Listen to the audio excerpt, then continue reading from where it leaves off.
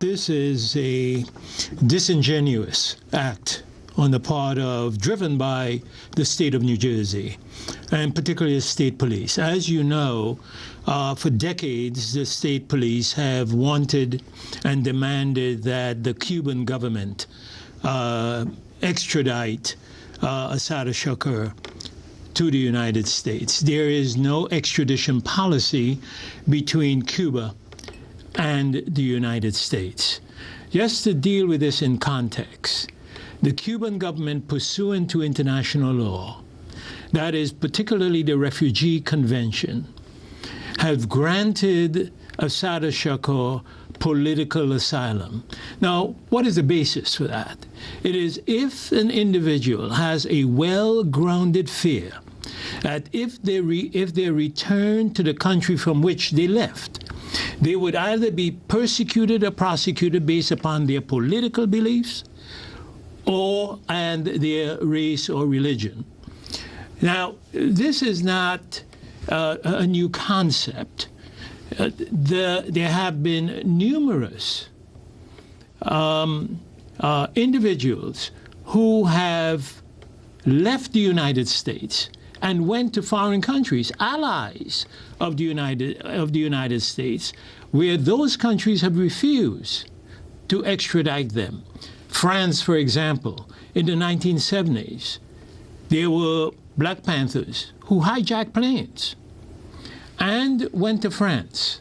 Now, both France and the United States have extradition treaties. Not only that, France signed the 1963 Tokyo Convention, the 1970 Hague Convention, and the 1973 Montreal Convention with the United States. All of these are international agreements that require countries, host countries that are holding individuals who have hijacked planes, to extradite them or try them.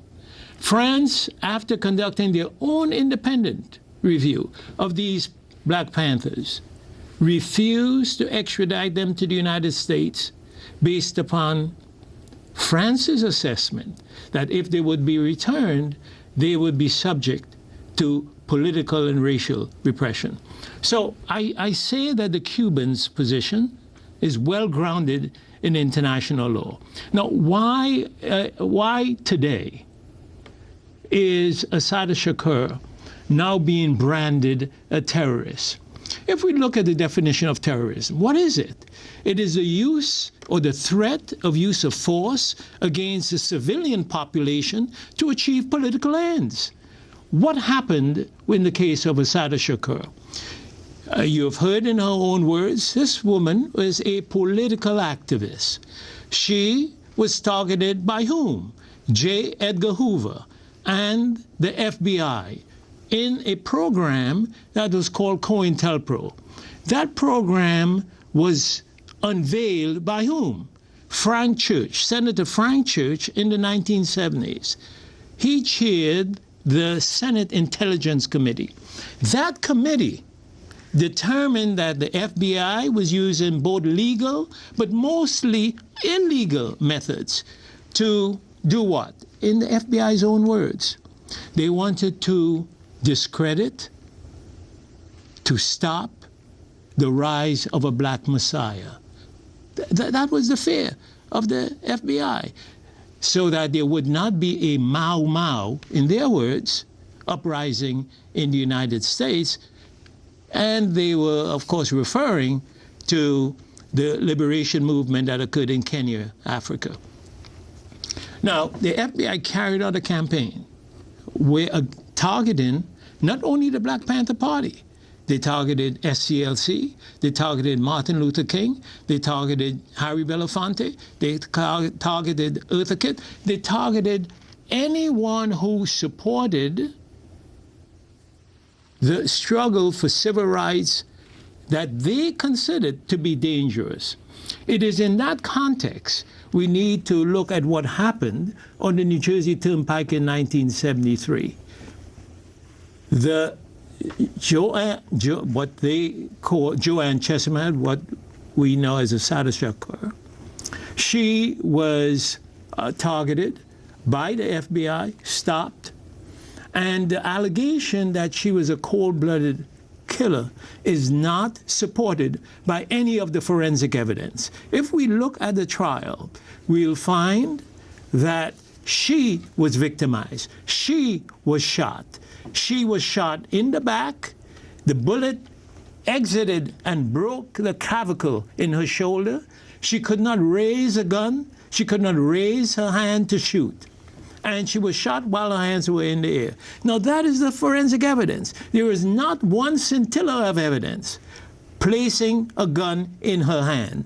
No arsenic residue was found on her clothing or on her hands. So the allegation by the state police that she took an officer's gun and shot him, executed him in cold blood, is not only false, but it is designed to inflame. But Mr. Hinds, before we get into more of the details of the case, this whole issue of 40 years later, suddenly branding her a terrorist, and also insisting that she is a threat to the United States government at this time. Could you talk about the significance of that declaration? Well, I believe that we have to look at it in the context of what has just happened in Boston.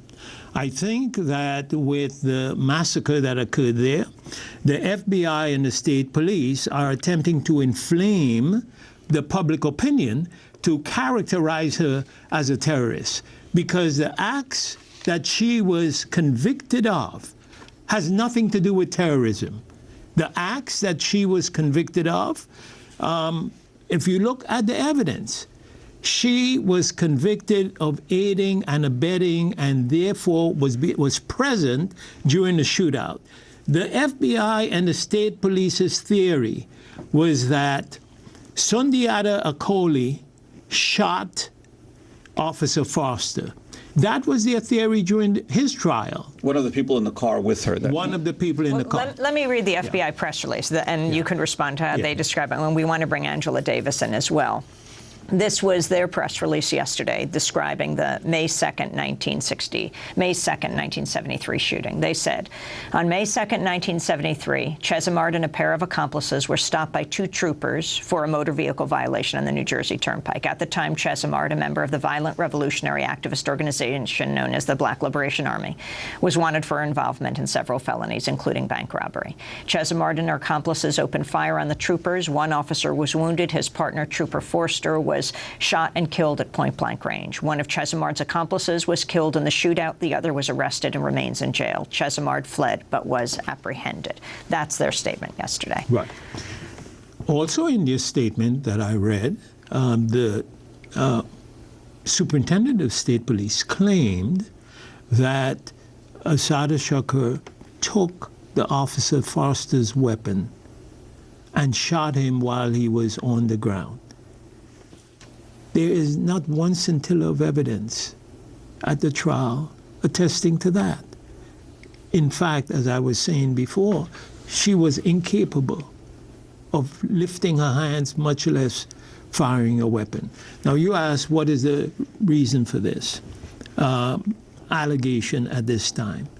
We have to remember that 10 years ago, a little over 10 years ago, the then governor of the state of New Jersey, former governor, Christie Roth Whitman, she had issued and posted a $1 million bounty for Assata Shakur. Today it has been doubled, but we believe that putting Assata Shakur on the FBI's 10 most wanted list is designed to inflame the public and to characterize her as a terrorist when none of the acts alleged relates to terrorism. In fact, of all of the charges that have been leveled against her in New York, case after case, she was acquitted or the charges were dismissed. There was insufficient evidence to support any of the charges. Well, let's just, in 1971, armed robbery case was dismissed. 1971, she was acquitted of bank robbery. 1972, hung jury. 1972, kidnap of drug dealer, acquitted. And then several other cases dismissed. Angela Davis, you're in Chicago right now to give a major address tonight at the University of Chicago. Can you talk about this news of Joanne Chesimard, Assata Shakur,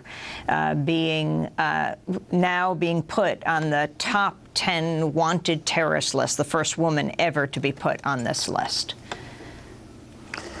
Well, first of all, it was a major shock to hear that Assata Shakur has become the first woman to be added to the FBI's most wanted terrorist list. And then to learn that they're adding another $1 million to the reward, the bounty, really. It seems to me that this act incorporates or reflects the very logic of terrorism. I can't help but think that it's designed to frighten people who are involved in struggles today. 40 years ago seems as if it were a long time ago, 4 decades.